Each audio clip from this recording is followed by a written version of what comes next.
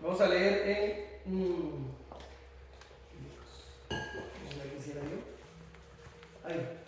Vamos a leer en Juan 8, del 28 al 29.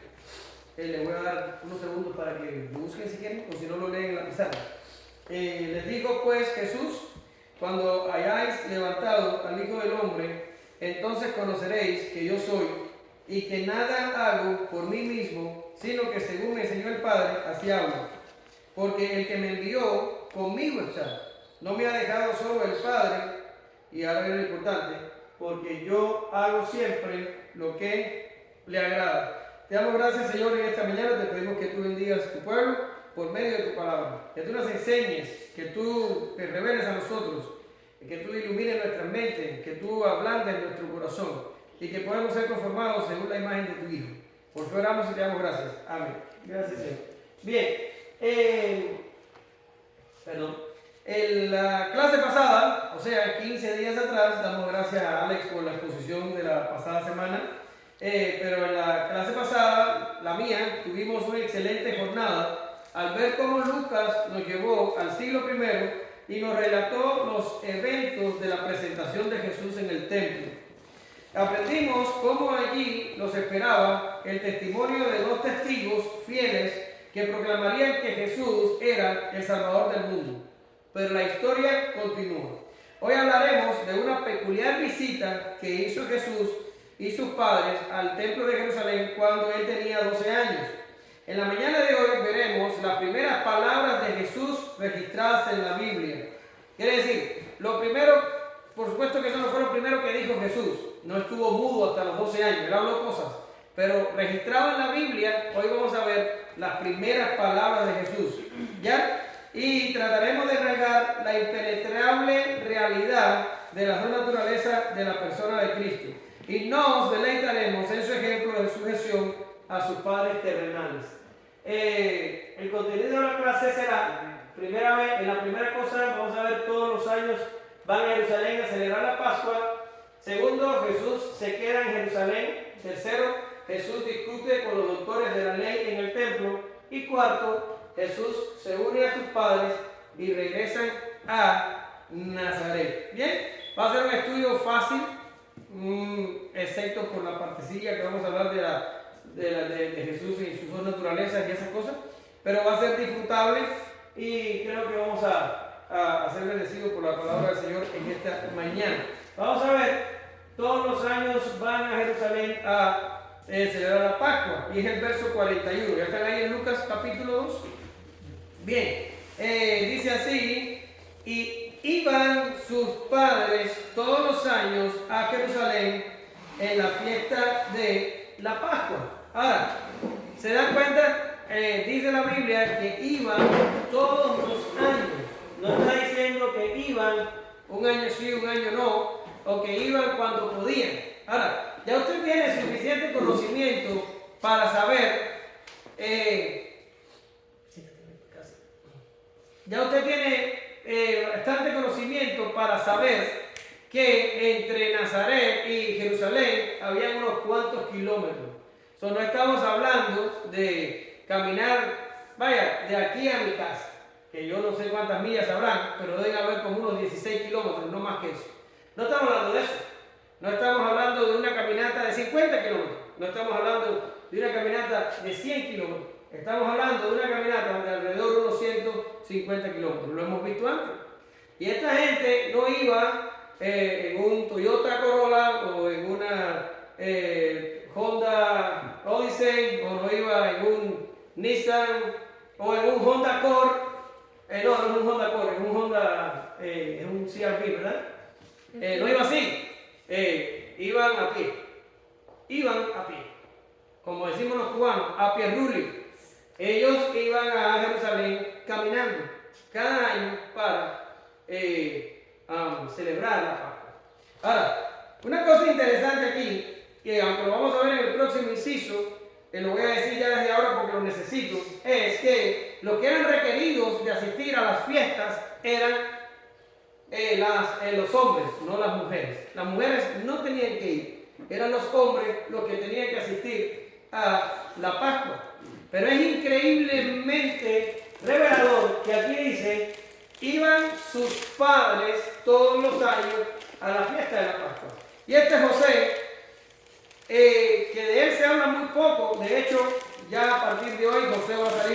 del relato bíblico y vamos a hablar de eso al final del mensaje.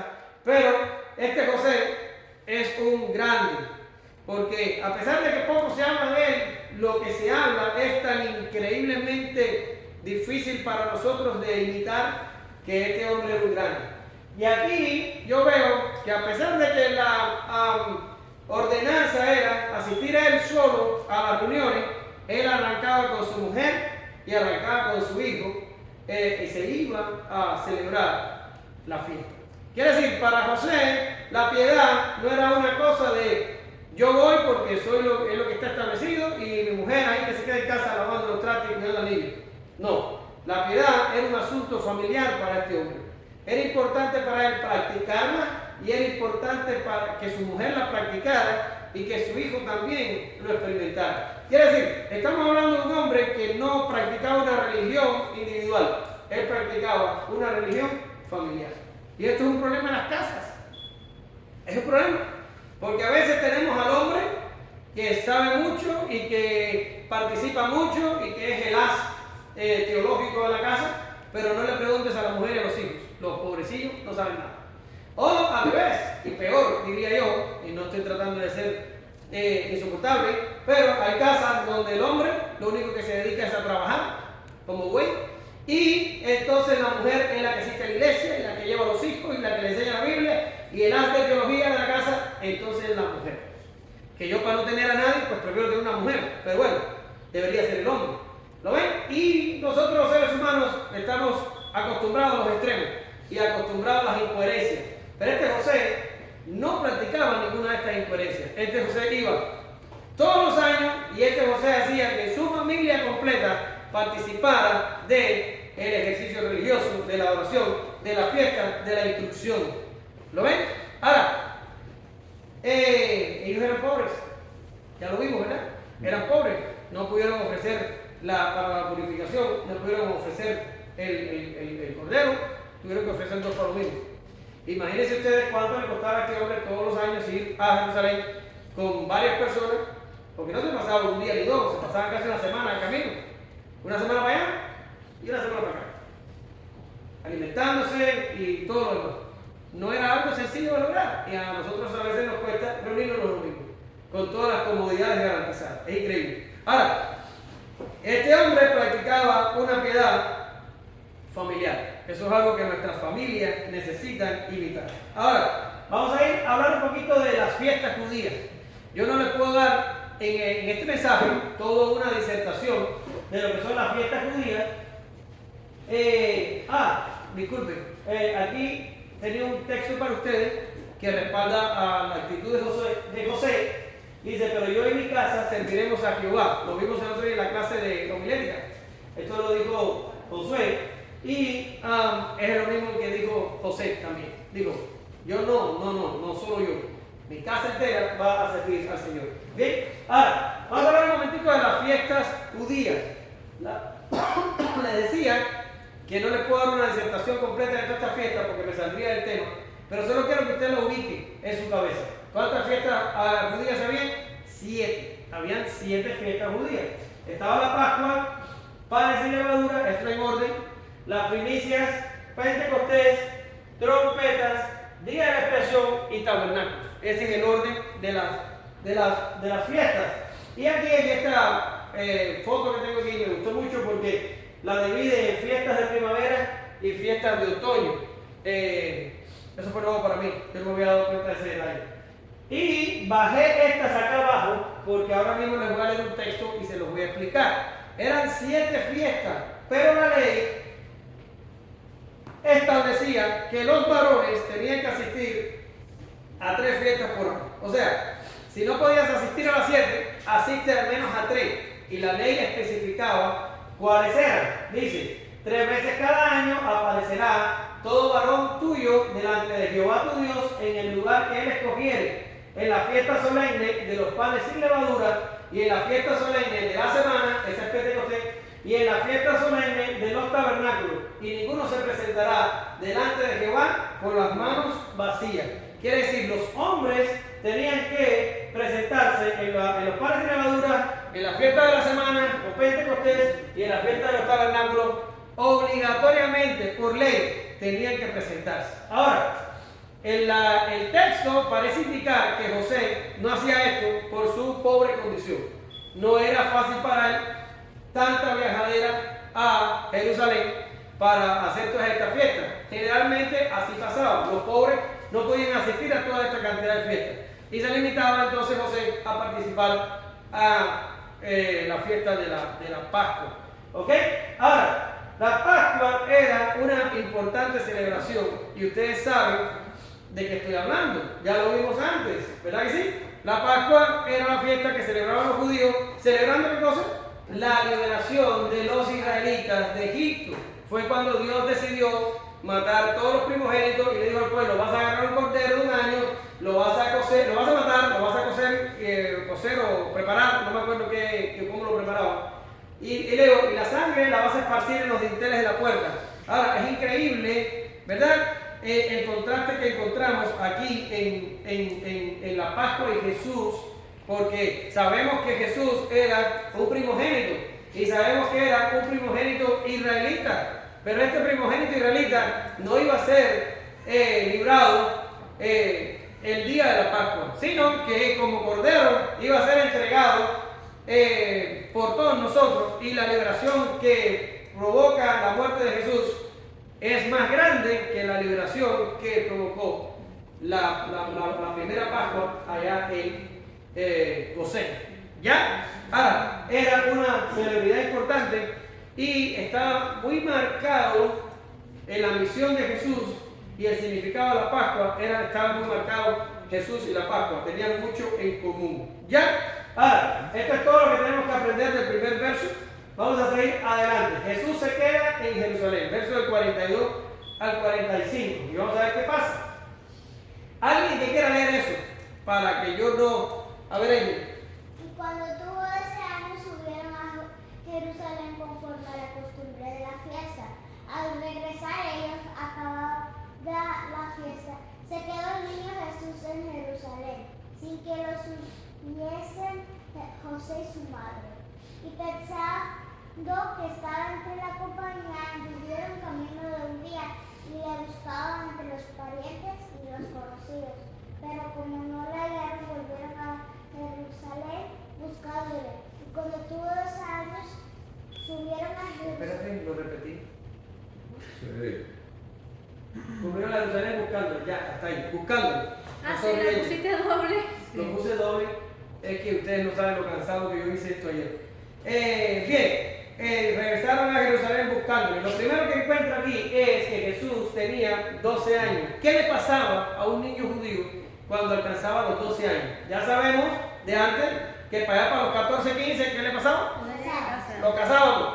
Pero en los 12, ¿qué pasaba? Bueno, en los 12, voy a hablar de los 13. En los 13, el niño se convertía en un hijo de la ley. Quiere decir, ya era responsable delante de la ley de Dios a los 13 años. ¿Qué pasaba a los 12? A los 12 comenzaba una preparación en la que el niño tenía que hacer cierta clase de ayunos, y durante estos periodos de ayuno era sometido a instrucción, a una instrucción intensiva, para que pudiera estar listo un año después, cuando ya se convertía en adulto y era responsable delante de la ley. Ahora, esto no significa que los niños judíos eran instruidos a los 12 años. No. Ellos eran instruidos desde que tenían 3 años. A los 3 años comenzaba la instrucción de los niños. Y se intensificaba cuando el varoncito alcanzaba los 12 años. Pero comenzaba desde los 3. Desde los 3 años, los padres trataban de que los hijos supieran por ejemplo, cosas como la historia de la Pascua, y que supieran textos de la Biblia y cosas así. De la Biblia no, del Antiguo Testamento, pero supieran este tipo de cosas. Pero bueno, lo que quiero decir, todos los niños desde pequeños eran instruidos en todas estas clases de cosas para que ellos supieran por qué la religión se practicaba así. Pero a los 12 años se aumentaba en la intensidad y se sometían los niños a ayuno para que estuvieran listos a los 13 a agarrar todo lo que era necesario agarrar. Bien, hay otros comentaristas que añaden que también en estos 12 años aprendían un oficio. porque ya pronto ya saben que entrarían en un proceso de desposorio y se casarían. Y a los 12 años aprendían un oficio para que estuvieran listos para la vida. Es increíble como nuestros hijos avanzan hasta los 20 y los 20 y no sé cuántos y todavía son inservibles. Y aquí los judíos a los 12 años ya aprendían un oficio para enfrentar la vida y sostener una familia. Bien, eso es lo que significa que Jesús tenía 12 años. Ahora, dice que Jesús se queda en Jerusalén. Ok, mucho se ha escrito sobre esto, porque ya sabemos que no podemos pensar que lo que aquí está pasando es que Jesús se rebeló contra sus padres y dijo, oh, yo no me voy, yo me quedo aquí al templo. Porque sabemos que Jesús, ¿qué cosa? ¿Qué sabemos de Jesús? Que Jesús no tenía pecado. Por tanto, no podemos valorar aquí que Jesús rebeldemente se quedó en Jerusalén simple porque le dio la gana. Pero ahora sí yo digo, no se quedó en Jerusalén por rebeldía, a lo mejor se quedó por descuido. No, los padres se fueron, pensaron que Jesús estaba en la multitud, Jesús no sabía que los padres se habían ido y ahí se quedó. Pero uno de ustedes me va a decir, hermano, pero espera, no estás hablando de mí o de ti, que todo se te olvida. Estás hablando de Jesús. ¿Cómo es Jesús? Los padres se van a ir y él se va a caer y él no se va a dar cuenta, pero sabe todo, ¿verdad? Y caemos en ese problema de que queremos meterle la omnipresencia del verbo a el Jesús humano. Y esto es un error. ¿Ya? Incluso he encontrado, y vamos a hablar más para adelante de su encuentro con los doctores de la ley, he encontrado comentaristas que dicen que él estaba dando esa respuesta porque era hijo de Dios. Y yo no estoy de acuerdo con eso. ¿Por qué razón? Porque ya Calcedonia, el sínodo de Calcedonia dejó establecido que las naturalezas de Cristo no se mezclan entre sí. O sea, Jesús no toma de su deidad para ser un humano superhumano, no pasa así. ¿Ya? Jesús humano es un humano como nosotros. Ahorita vamos a dar un poquito más de detalle ahí, pero es un humano como nosotros. Y las naturalezas no se mezclan. La parte divina se queda divina, la parte humana es tan humana como todos nosotros. Pero vamos a hablar más de eso más adelante. Que se quede en Jerusalén es difícil de explicar porque decimos, ¿en serio se le pasó así como así? ¿Pasaban esas cosas? Pero yo te digo, ¿y por qué te resulta extraño? No siendo hombre, siendo ya hombre, no entró en una multitud y alguien lo tocó y se miró y dijo, ¿quién me ha tocado? Y entonces tú dices, espérame, es que Dios no sabe todas las cosas, pero debería haber sabido quién lo tocó. Pero a veces la gente dice, no, él sí sabía, pero estaba tendiendo una trampa a la mujer. Y entonces él estaba mintiendo. Es difícil de entender cómo Jesús en ese momento no supo quién lo tocó, como mismo es difícil de entender cómo aquí los padres se fueron y él se quedó por descuido, sí, no se dio cuenta que los padres se fueron. ¿Ya? Ahora, usted está esperando ahora que yo le dé una respuesta definitiva. ¿Verdad que sí? No la hay. ¿Por qué Lucas y el Espíritu Santo no se toman problema con estos detalles? Y entonces, cuando no hay una respuesta definitiva, ¿qué hago yo? Seguir para adelante y no me agarro lucha. Y eso es lo que usted va a hacer. Seguir para adelante y no se va a agarrar lucha. ¿Por qué se quedó Jesús con 12 años en Jerusalén? Pues no lo sabemos. Pero lo que sí tenemos que establecer, bien establecido, es que no lo hizo como un acto de rebeldía. Como que esa barra me diga, no me quiero sentar en la silla que me mandaste a sentar. Y se para. Eso es rebeldía. Jesús no lo hizo por rebeldía. Y de todas maneras, más adelante vamos a apuntalar esto que estamos diciendo. Los padres de Jesús regresan por él. Dice la Biblia que habían caminado, ¿cuánto? Un día. Ahora, ¿cuánto caminaban los judíos en aquellos tiempos en un día? ¿Verdad? Y yo no puedo caminar 2 millas para mejorar mi salud. Esta gente caminaba de 30 a 50 kilómetros. Eso caminaban en un día. No iban como floreando y tirándose fotos con el celular. Iban así. De 30 a 50 kilómetros caminaba esta gente. Quiere decir que se habían alejado bastante de Jerusalén y no se movían solos, se movían en caravanas. ¿Por qué razón? Para protegerse de los asaltadores y de los peligros. No viajaban solos, eran varias familias que viajaban. Y parece que los padres también, ¿qué pasa también aquí? Hay algunos comentaristas que dicen que en esos tiempos, escucha esto, es interesante, y lo leí solo en un libro, no pude encontrar otro que también lo dijera. Óigalo, pero no lo escribe en piedra, pero lo leí, que dicen que en ese tiempo los varones iban juntos y las mujeres iban juntas. No se mezclaban los hombres y las mujeres. Entonces dicen, ¿qué pasó aquí? Que María iba con las mujeres y pensó que Jesús estaba con el Padre, y el Padre iba con los hombres y pensó que Jesús estaba con las mujeres, y caminaron todo el tiempo, no se dieron cuenta. Cuando llegó la noche, parece que fueron a comer o a hacer cualquier cosa. ¿Dónde está Jesús? Jesús no está.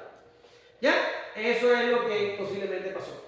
Dice aquí, Jesús se queda en Jerusalén y ella se me fue. Y ahora uno de ustedes que me quiera leer eso, por favor. Y aconteció que 3 días después le hallaron en el templo, sentado en medio de los doctores de la ley, oyéndoles y preguntándoles. Y todos los que le oían se maravillaban de su inteligencia y de sus respuestas. Excelente. Ahora, ¿qué significa? ¿Que caminaron un día y después se trataron de encontrarlo 3 días más? No. Ahí está dando el tiempo completo. Está diciendo, caminaron un día, se dieron cuenta de que no lo encontraron, regresaron en otro día hasta Jerusalén, y en el tercer día, no significa que pasaron 72 horas, significa que en el tercer día, en algún momento del día, encontraron a Jesús en el templo. Es como la muerte de Jesús, que decimos, Jesús resucitó al tercer día, pero ¿cómo se cuenta? Bueno, pues se cuenta igual. Jesús se murió y fue sepultado en la última parte del viernes. Se pasó todo el sábado muerto y resucitó en la primera parte del domingo. Fueron 3 días, pero no estamos diciendo de ninguna manera de que estuvo 72 horas muerto, sino es que estuvo 3 días en la tumba. Bueno, parte del viernes, el sábado completo y parte del domingo. Así es, no va para más. Y así contaban los judíos. Y aquí está pasando lo mismo. Jesús no estuvo perdido 72 horas, Jesús estuvo perdido algo menos que 72 horas. Pero igual, si se te pierde esas 72 horas, ¿cómo la pasarías? Ok, está bien. Y le va a dar un infarto al que se le encuentre. Bien, vamos a adelantarnos. Ya les expliqué 3 días después. Ahora vamos a avanzar. Oyendo y preguntando. Interesante. Porque lo que normalmente pasaba es que la gente, después de la fiesta solemne o después de los días sábados o en los días sábados, se sentaba a escuchar lo que los maestros de la ley o los doctores de la ley tenían que decir. Pero era muy raro que se estableciera un cierto debate de una persona tirando para allá y los doctores tirando para acá. Sin embargo, aquí el texto dice, Lucas es muy específico cuando habla, es impresionante. Y Lucas dice que Jesús estaba oyendo y preguntando. ¿Qué quiere decir? Jesús entró en un debate con los doctores de la ley. ¿Ya? Es increíble. Ahora, pero no solo eso. Más para adelante dice que se maravillaban de sus respuestas. Quiere decir, lo que creo que pasaba aquí es que Jesús les preguntaba, ellos no sabían responder, y cuando ellos no sabían responder, Jesús les enseñaba a ellos. Es impresionante, ¿verdad? Y en esto estaba Jesús. Había pasado en esto aproximadamente 2 días. No significa días de 48 horas. ¿Entiendan bien? Significa que probablemente Jesús llegaba, lo hacía, se iba y después al próximo día llegó y lo hizo y hacía el tercer día. Estuvo haciéndolo hasta que los padres lo encontraron. Ahora, no significa que lo estuvo haciendo 3 días continuados sin comer, sin dormir, sin hacer absolutamente nada. ¿Ya entendió? Ahora, todos se maravillaban. Todos se maravillaban. Mire, ¿qué está pasando aquí? Y aquí es donde hay que ponerse un poquito teológicos. A pesar de que yo a veces trato de librarlos a ustedes de todas las cosas estas, pero tengo que entrar aquí. Jesús no tenía pecado. ¿Ya está? Eso lo tenemos que establecer. Lo entienda usted o no, le guste o no, hay que establecer que no tenía pecado. Porque Dios no peca. ¿Ya está? Entonces, no tenía pecado. Ahora, Jesús no tenía pecado y significaba que su cuerpo y su mente no estaban bajo la influencia de la caída. Y me estoy dando cuenta que acabo de decir cuerpo, y el cuerpo de Jesús probablemente sí tenía, era un cuerpo como el de nosotros, porque usted lo ve en la Escritura cansarse, usted lo ve en la Escritura dormir profundamente, usted lo ve en la Escritura sangrar, usted lo ve en la Escritura morirse. ¿Lo ve? Era un cuerpo biológico como el de nosotros, pero el pecado no había hecho en él, en su personalidad humana, no había hecho mella. no había hecho el daño que está hecho en nosotros. ¿Ya? En otros momentos les he dicho a ustedes que nosotros tenemos 3 áreas de la personalidad. ¿Cuáles son? La mente, las emociones y la voluntad. ¿Verdad que sí? Y nosotros estamos dañados. El pecado nos ha fastidiado nuestra personalidad. Se mete en nuestro intelecto y nos los corrompe y nos nubla el pensamiento.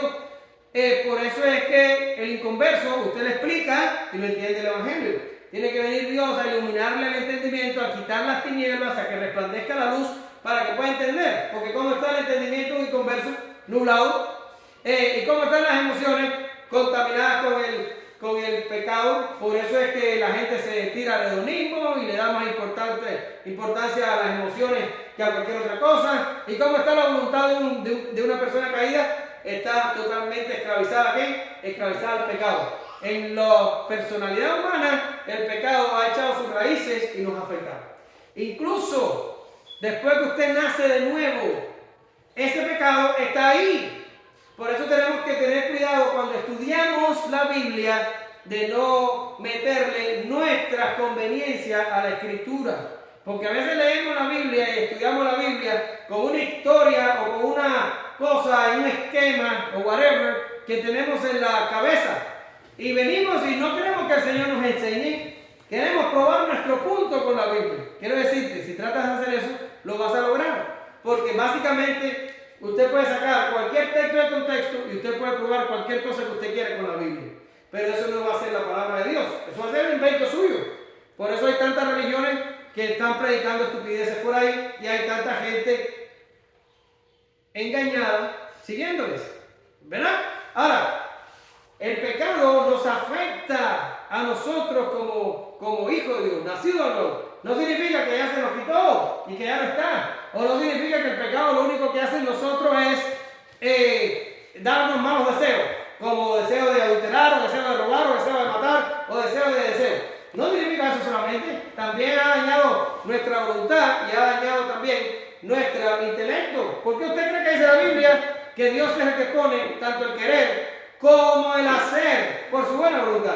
Porque Él sabe que si aún nacido de nuevo nos deja a que nosotros, sí, yo voy a esperar que Omar ore, para no decir a ninguno de ustedes, no sea que se sienta aludido.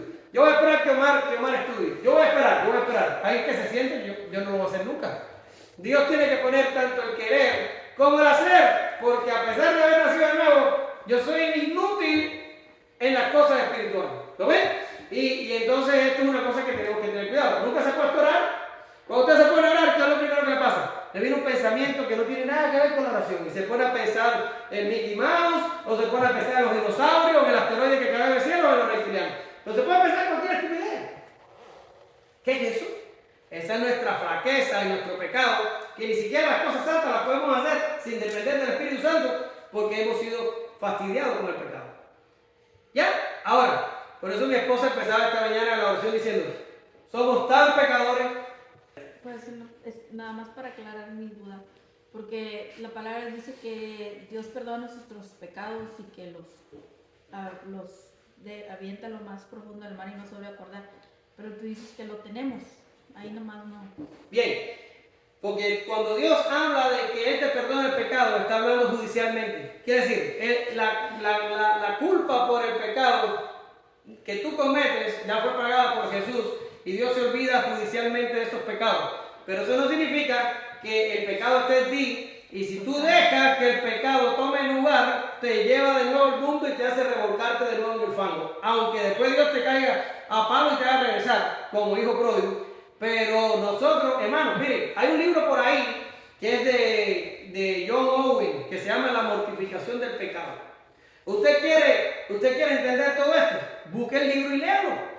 Es una lucha, usted no puede dejar de luchar contra el pecado. El pecado está en nosotros todavía. Y si usted no practica medios para santificarse, usted vive una vida mundana pensando que es cristiano. ¿Lo ven? No puede decir, no, ya Dios me perdonó, ya Dios me salvó, ya Dios. Y usted viviendo la vida. Porque usted va a ser un creyente, que no va a ser un creyente falso, probablemente sea un hijo pródigo, pero viviendo una religión rara ahí que no tiene nada de nada. Ahora, me fui un poquito del tema, pero lo necesito. ¿Por qué razón? Porque en Jesús no hay este problema. Jesús, y yo pongo aquí, Jesús es un niño singular. Había puesto, Jesús no es un niño normal. Y digo yo, ay, me da miedo que esto sea blasfemia. Déjame cambiarlo y poner que sea singular. ¿Por qué era un niño singular y fue un hombre singular? Porque no tenía el pecado. Y al no tenerlo, sus pensamientos eran tan claros como el cristal. Sus voliciones eran tan libres como las tenía Adán allá en el Edén antes de pecar. Y sus emociones no estaban contaminadas con el asqueroso pecado que nos asedia. Que eso es lo que habla Pablo, que quiere hacer lo bueno con su mente, pero termina haciendo lo malo y que quién lo va a librar del cuerpo de muerte. ¿Ven? Ahora, Jesús no tenía esto. Jesús no tenía esto. Jesús tenía un pensamiento claro. Imagínense, se enfrenta a la ley, y cuando se enfrenta a la ley, no se enfrenta a la ley con toda la cantidad de prejuicios y cosas que tenemos nosotros metidas en la cabeza. Se enfrenta a la ley con la claridad, tal y como fue construido un cerebro humano. ¿Usted sabe cómo es eso? Como una computadora nueva. Todo lo entiende, todo lo comprende, todo lo conecta. Y no estamos hablando de su deidad. Escuche, estoy hablando de Jesús humano. Su cerebro es un cerebro sin pecado. Su mente es una mente sin pecado. Lo entiende todo como debe ser entendido. Es impresionante. Es impresionante. Pero se encuentra con los autores de la ley. Y yo me imagino que para esta gente va a ser un shock. ¿Por qué? Usted se encuentra con alguien que les dice verdades espirituales y se las explica. Y usted dice, oh wow, qué bárbaro, como este tipo, mira cómo me ha dicho todo esto. Y te quedas así. Imagínate si tú te enfrentas a Jesús. Y Jesús te empieza a explicar aquello. Esta gente sufrieron un shock. Que yo me imagino que los años pasaron y ellos todavía, en el momento de morir, se acordaban de aquel niño que fue y lo ridiculizó, enseñándoles la ley que ellos debieron saber. ¿Lo ven? Ellos tuvieron un encuentro con Jesús impresionante. Y es que Jesús debió haber sido una persona impresionante. Porque cuando yo hablo a ustedes y les muestro los pecados de ustedes, en la acción de mostrarle a ustedes sus pecados, también estoy mostrando los míos. Y cuando yo le hablo a ustedes de que hay que orar, usted sabe que yo me estoy diciendo a mí mismo que yo tengo que orar. Y cuando yo le estoy diciendo a ustedes que tienen que asistir, yo me estoy diciendo a mí mismo que tengo que asistir. Cuando yo le estoy diciendo a ustedes que hay que cuidarse del pecado, yo mismo tengo que cuidarme de mi pecado. Y eso hace que ustedes se sientan más cómodos. Porque saben que mi hoja está tan manchada como la hoja de ustedes. Y ustedes se sienten como diciendo, ok, todos estamos en el mismo nivel. Estamos hechos del mismo barro, estamos enfangados del mismo pecado. Y aunque nos lo estás diciendo, tú también tienes tus fuentecitas por ahí y eso te hace sentir cómodo. O me hace sentir cómodo a mí cuando el que está predicando que es Martín. O Alex, o lo que sea. Pero imagínate a Jesús, que no hay nada que acusarlo, no hay nada que echarle en cara, no hay nada de qué presumirle, no hay nada. El hombre no tiene pecado. Debe haber sido algo traumatizante. Debe haber sido algo insoportable. Soportar la mirada de Jesús así. ¡Guau! Mira aquí. Unos años más tarde se encontraría con Pedro, lo mandaría a pescar. Yo quiero que tú entiendas un poco esto. Pedro era pescador profesional. Es como que se aparezca ahora alguien y me enseña a manejar el autobús. ¿En serio? Y Pedro era un pescador profesional. Y viene Jesús y le dice, vete a pescar. Señor, toda la noche estuvimos pescando, no hemos pescado nada. Le está diciendo, Señor, no te metas en esto, nosotros somos los que sabemos. Ellos le dicen, ok, agarra el barco, métete para allá y pesca de este lado. Hicieron una pesca maravillosa. ¿Qué pasó cuando regresó Pedro? Pasó esto. Viendo esto, Simón Pedro cayó de rodillas ante Jesús diciendo, apártate de mí, Señor, soy un hombre pecador. Era algo impresionante estar delante de Jesús, era insoportable. Yo me imagino que la mirada de Jesús clara y diáfana sobre uno debe haber de hecho correr. No porque no quieras estar cerca de Él, sino es porque al ver su santidad, la gente le da por decir, pero ¿qué hago yo, pecador y como soy cerca de Jesús?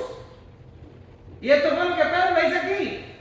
No aguanto estar al lado tuyo porque te veo y me siento tan vil y tan pecador y tan desgraciado. ¿Lo entendí, hermano?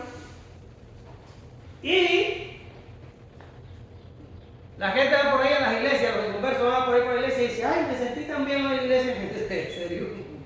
¿Habrás ido a una iglesia o no habrás ido? Porque un pecador regular no se puede sentir bien en la presencia de Dios. No se puede sentir bien. Se tiene que aburrir o se tiene que incomodar. No, este pecador me está tirando puya, yo aquí lo regreso. O tiene que hacer alguna reacción rara, a no ser que se convierta. Parte de mí, soy hombre pecador. Estos doctores de la ley deben haber tenido una reacción así, como diciendo, ¿dónde salió el niño este? ¿De quién es este niño? Debe haber sido impresionante, hermanos. Ahora, quiero que entiendas, Jesús tenía un conocimiento, y después vamos a hablar de eso, adquirido. Él le tocó pensar y repensar estas cosas, no lo recibió por Bluetooth. La naturaleza divina no le pasó conocimiento así, no le pasó. Esto es un conocimiento adquirido Jesús. Jesús dice en los textos, que ya vimos uno en la clase pasada y hoy vamos a ver otro, crecía en sabiduría. Quiere decir, él le tocó estudiar esto y le tocó entenderlo. ¿Lo ven? No es el Hijo de Dios con naturaleza divina, no, es el Hijo de Dios con naturaleza humana en un proceso humano de tener conocimiento, aumentarlo, perfeccionarlo, repensarlo y exponerlo. Solo tenía 12 años. Solo que tenía 12 años. ¿Ya? Ahora, vamos a ver por dónde voy, porque ya me he ido tanto que ya no me acuerdo cómo es la obra.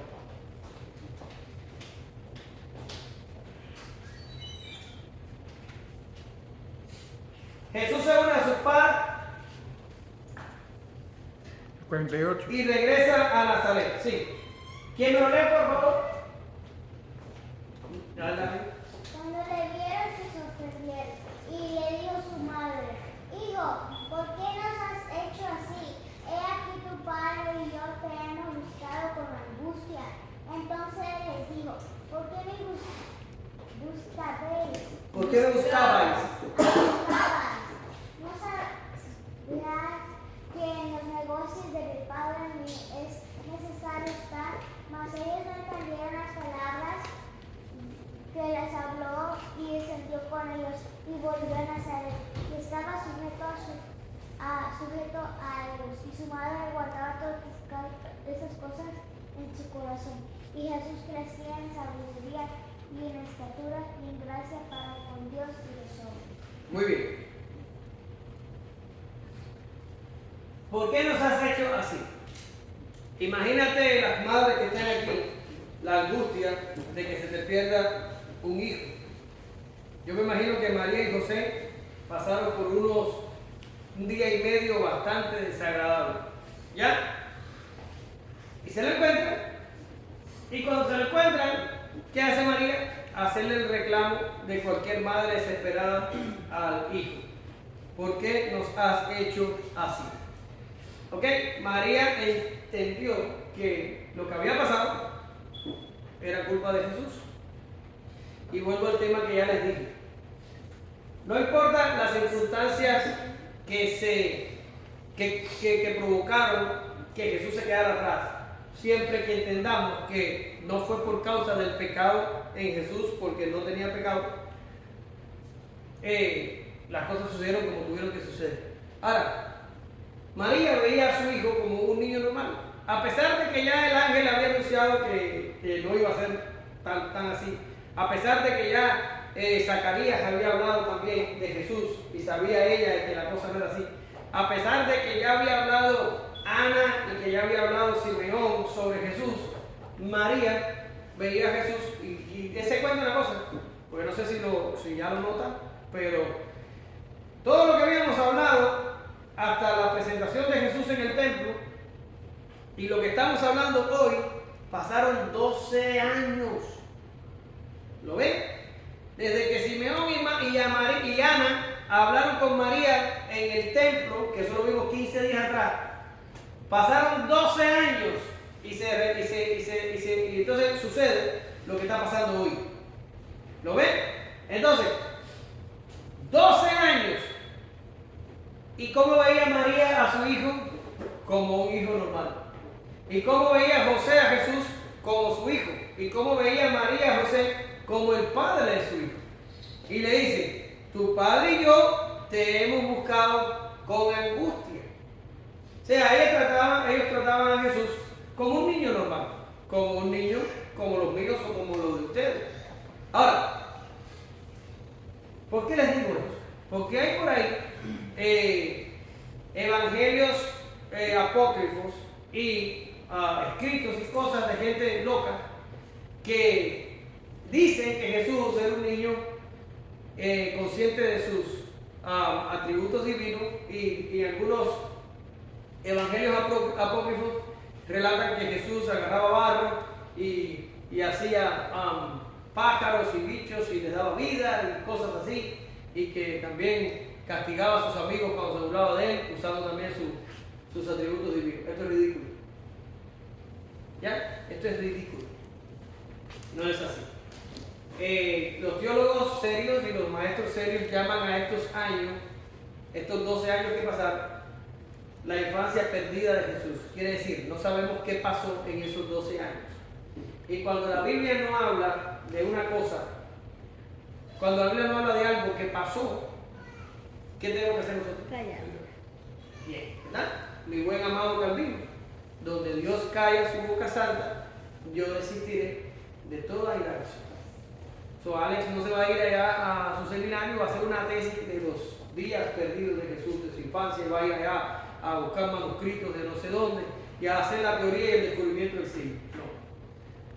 Donde Dios calla su boca santa o Dios la cierra, nosotros resistiremos a toda indagación.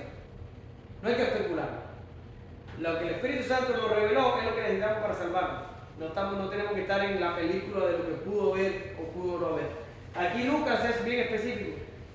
María y José trataron a Jesús como un niño normal. De hecho, si usted lo piensa un poco, a ella se le había dicho que era el Hijo de Dios. Pues si es el Hijo de Dios, ni se puede perder, ni lo pueden asaltar, ni se puede morir así como así, porque es el Hijo de Dios.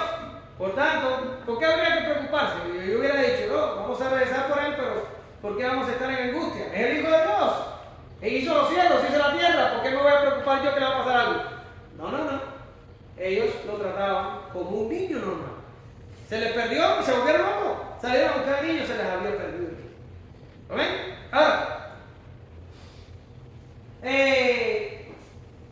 lo buscaron en el templo y hay algunos comentaristas que dicen, no, y José y María fueron al templo donde se suponía que estaba la mayor cantidad de personas y donde ellos sabían que Jesús podía estar. Yo soy al revés de eso. Y yo digo que el último lugar que fueron fue el templo. Ellos pensaron que Jesús estaba en el hospedaje donde se quedaron, o con alguna familia quizás, yo no sé, pero yo creo que llegar, porque si no, no hubiera tardado tanto.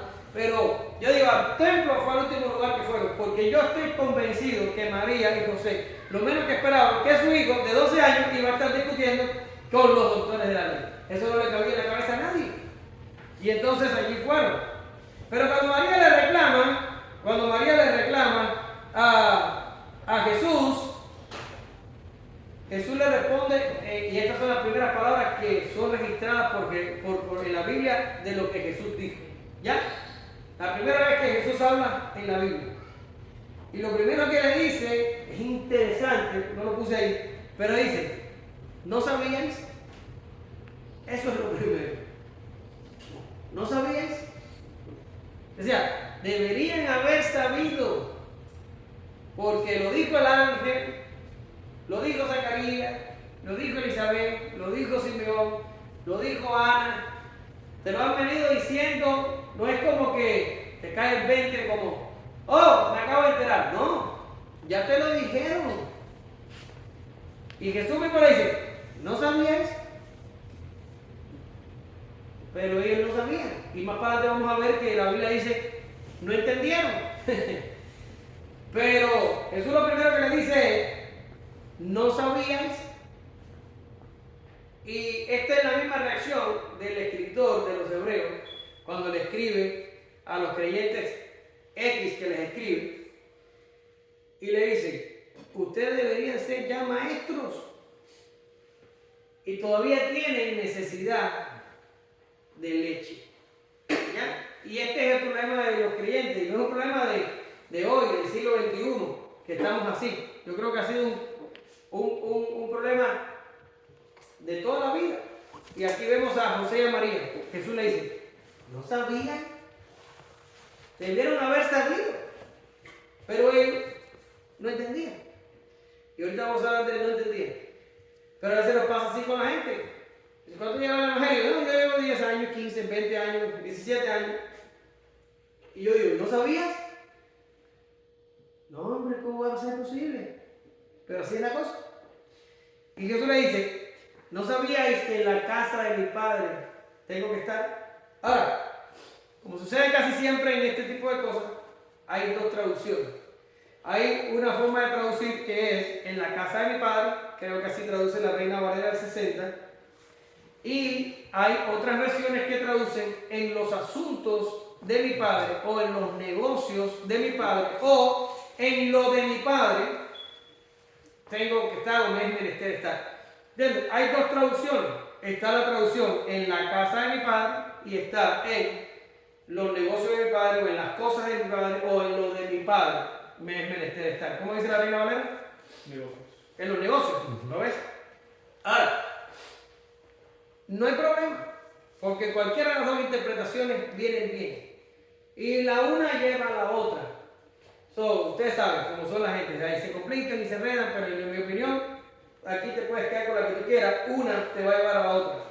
Si lo que Jesús quiso decir, perdón, en la casa de mi padre, está haciendo alusión a que él quiere estar donde su padre está. ¿Ya?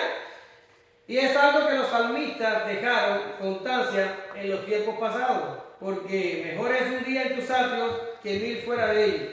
Escogería antes estar a la puerta de la casa de Dios que habitar en las moradas de maldad. Perdón. Ya, y esto es una prueba inequívoca que he nacido de nuevo. Si estar en la casa de Dios, usted va a decir, bueno, pues nosotros estamos fritos porque no tenemos local. No. Aquí, hoy es casa de Dios. Porque se reúne la iglesia. ¿Ya? Si esto que estamos haciendo nosotros no lo anhelamos, lo más probable es que nosotros no hemos nacido de nuevo. Perdón, pero ya se me acabó la gasolina.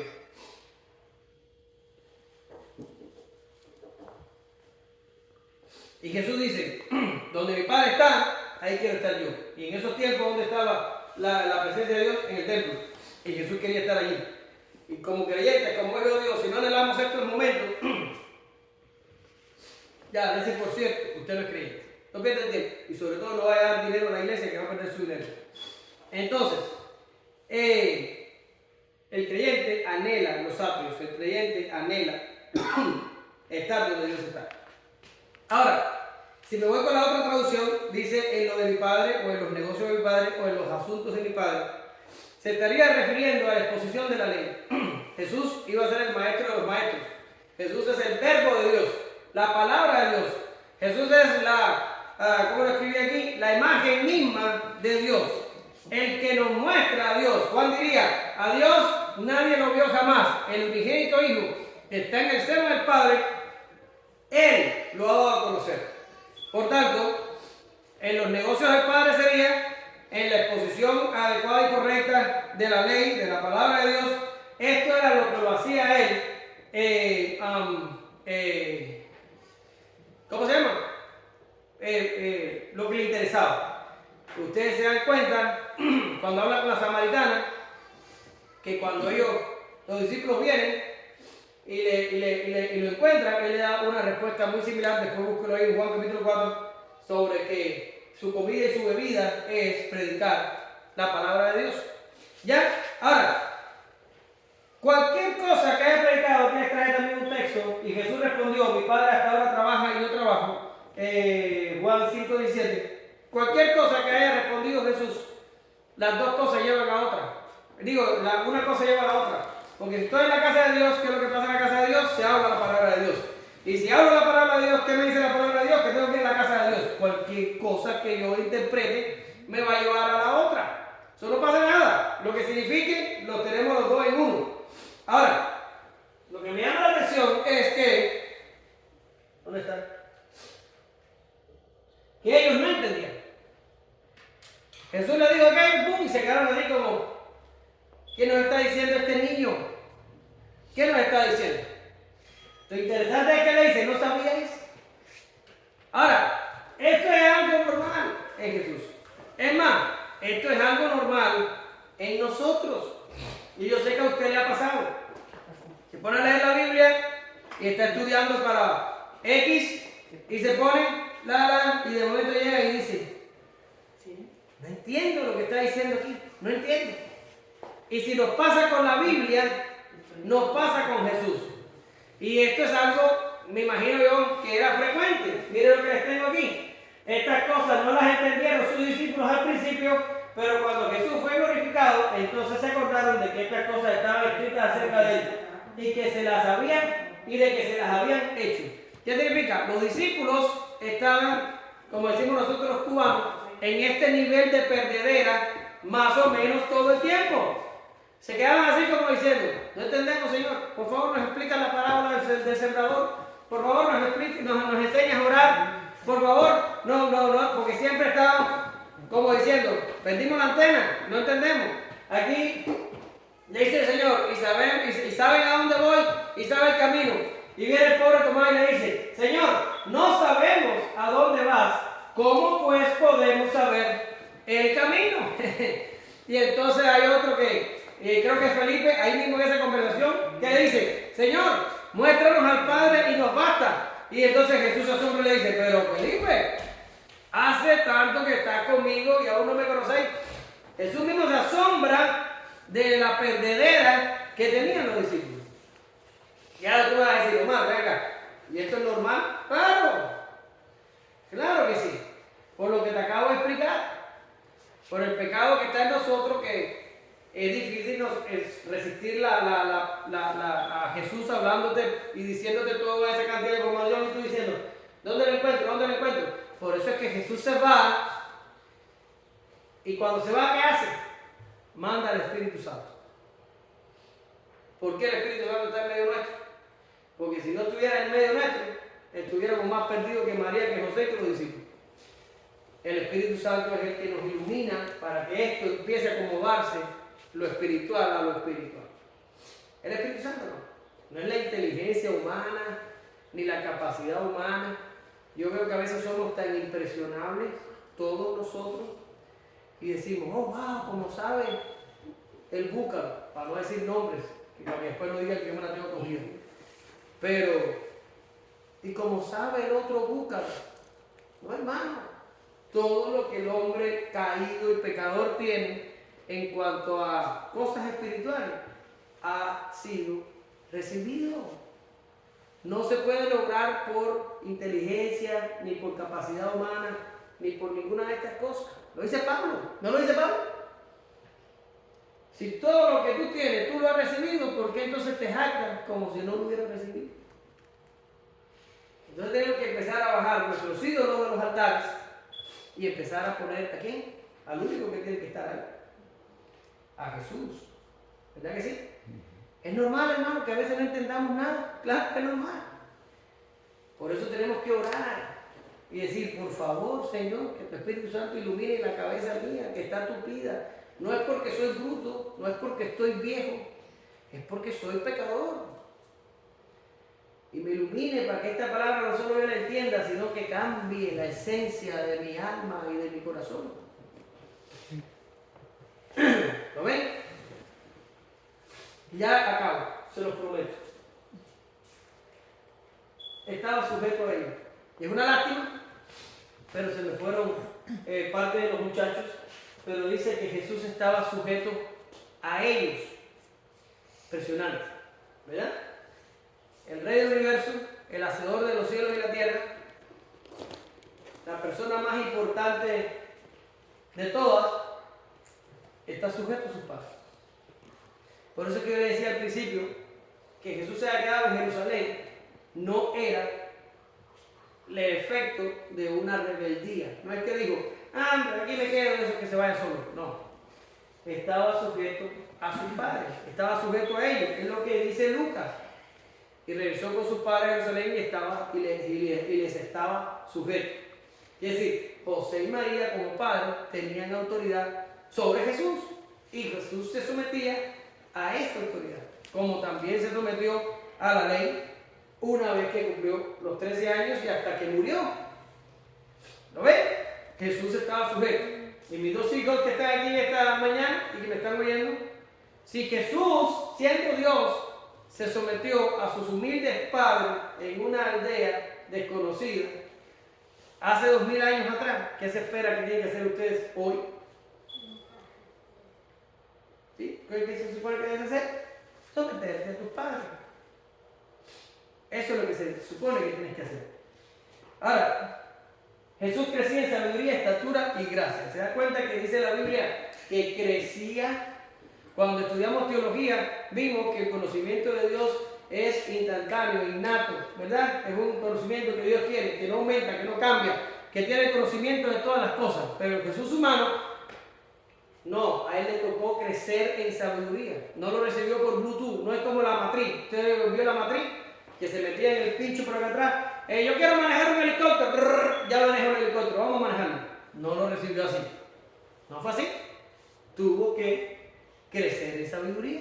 Tuvo que leer los pergaminos. Tuvo que ser instruido. Y si esto le pasó a Jesús, por Dios de los cielos, ustedes tienen que abrir la Biblia y leerla si quieren que algún día les entre el conocimiento de Dios. No va a ir como diciendo, tengo el buen deseo de que yo entienda. No, no es por buenos deseos. No es porque la ponga cerca de ti ahí, o como algunos que la dejen abierta en la noche. No se pasa así.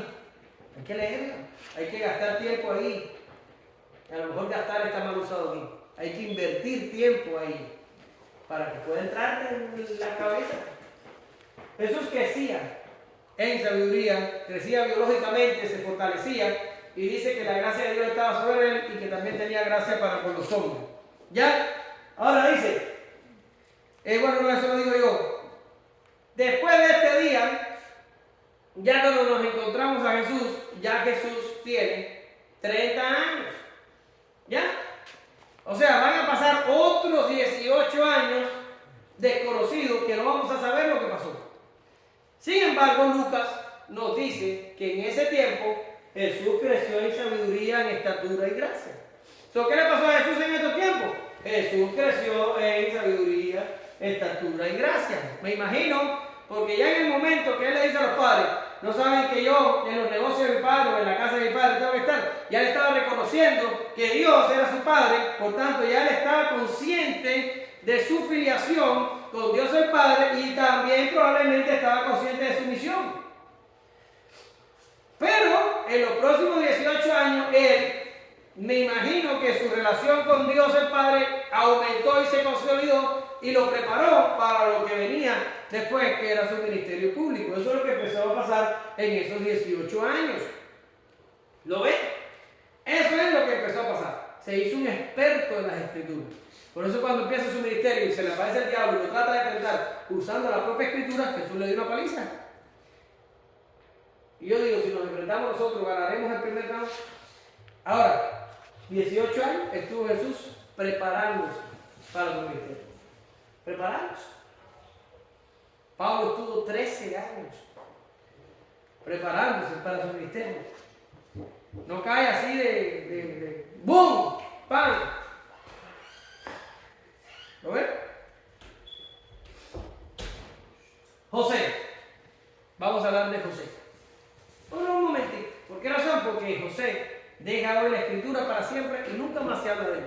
Y allá van los comentaristas fatalistas a decir que el pobre se murió y que María se quedó viuda porque el José se murió. Y yo digo, es una gran posibilidad que José se haya muerto. Pero la Biblia no dice, hermano. No dice.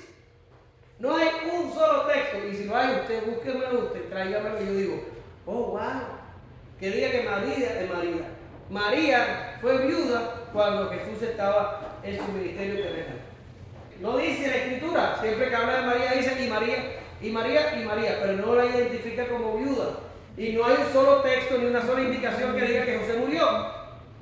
Y yo digo, no entiendo por qué le gusta la idea de matar al pobre José. Yo no es que yo lo quiera dejar vivo, es que yo lo que quiero, hermano, sembrar en ustedes que nos han enseñado cosas por mucho tiempo y nosotros la hemos dejado por sentado y no la discutimos y decimos, pues José se murió. Pero la Biblia no dice en ningún lugar que José se murió. Pues yo no lo voy a dejar vivo ni lo voy a matar, solo te quiero meter en tu cabeza la idea de que probablemente no se murió el pobre, porque se tenía que morir. Pero vamos a dejarlo así, ¿ya? Y otra cosa que te quiero añadir es que se piensa que Lucas entrevistó a María y tuvo largas secciones con ella, sesiones con ella para poder adquirir toda esta información, porque ya hoy vamos a dejar de hablar de la infancia de Jesús y no vamos a tocarla de nuevo, pero Lucas es el único evangelista que da tantos detalles de este tiempo, ¿verdad?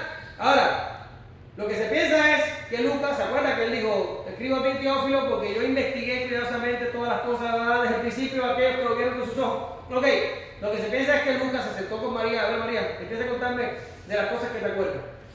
Y voy aquí. María contó y seguro dijo, bueno, cuando fuimos a la presentación me acuerdo de aquellos dos que vinieron y dieron las profecías, fue bastante impresionante, nosotros no nos esperábamos semejante cosa. Y ya después, lo más emblemático así que pasó, que me acuerdo, es el día que Jesús fue a discutir con los doctores de la ley, que se perdió, pasamos un susto. ¿Qué te quiero decir? En 30 años de la vida del niño Jesús, joven Jesús, para empezar su ministerio, María le relata a Lucas estos eventos, estos, dos nada más. ¿Y con cuáles nos vamos a quedar nosotros? Con esos. Y yo te pregunto, ¿no hemos sacado suficiente de todo esto? Sí, Dios nos ha estado hablando domingo tras domingo, por unos cuantos domingos, yo creo que por 9, acerca de todas estas cosas. No hay necesidad de ponerle más carne al taco, ni más frijolitos, ni más nada. El taco es como tiene que ser. Déjalo ir, cómatelo. No hay que inventar más. ¿Lo ves? Así lo dejamos. Y gracias a Dios por lo que tenemos. A modo de resumen, enfatizamos que la infancia de Jesús transcurrió dentro de los límites de la normalidad, con la única excepción que, al no afectarle el pecado, no tuvo que lidiar con las limitaciones que la caída produce en la personalidad humana. Señalamos además que a sus 12 años ya Jesús era consciente de su filiación y misión. ¿Qué aprendemos los padres? Que la piedad es un asunto familiar, no es para nosotros los hombres, tenemos que involucrar toda nuestra familia. ¿Qué aprenden los hijos que viven con sus padres? Que tenemos que estar sujetos a ellos. Ven acá, hermano, me preguntan, y si ya yo tengo 21 y todavía vivo con mis padres, tienes que estarle sujeto a tus padres. Si quieres independencia y no estar sujeto, réntate y vete y mantente por ti mismo y vas a tener independencia. Pero si estás en la casa de papá, tienes que estar sujeto a papá, o si no, renta. ¿Ya? ¿Ya? Bien. ¿Qué aprendemos los hijos de Dios? Todos nosotros. Que no hay mejor lugar que donde Dios está. De hecho, si te gusta otro lugar, ya tú sabes lo que te digo ahorita. Y no hay nada más importante que los negocios de nuestro Padre, que es el Rey del Universo. Si estas lecciones las hemos recibido con la infancia de Jesús, ¿qué nos espera en lo que queda por delante? Sin dudas, Lucas cambiará nuestras vidas nosotros. Gracias te amo, Señor, en esta mañana. Te pedimos que tú bendigas este tiempo y que tú ayudes a nuestros hermanos y a mí a que este evangelio, esta palabra tuya, cambie nuestras vidas. Porque ya lo dijimos, Señor, no hay inteligencia, ni capacidad, ni fuerza humana que pueda lograr esto. Si no lo hace tu Espíritu Santo, entonces esto no sucede. Por eso oramos, rogamos y te pedimos que tú provoques el beneficio, que tú multipliques la palabra, que tú aumentes el fruto a 100 por uno. Por fin oramos y te damos gracias. Amén. Gracias, Señor.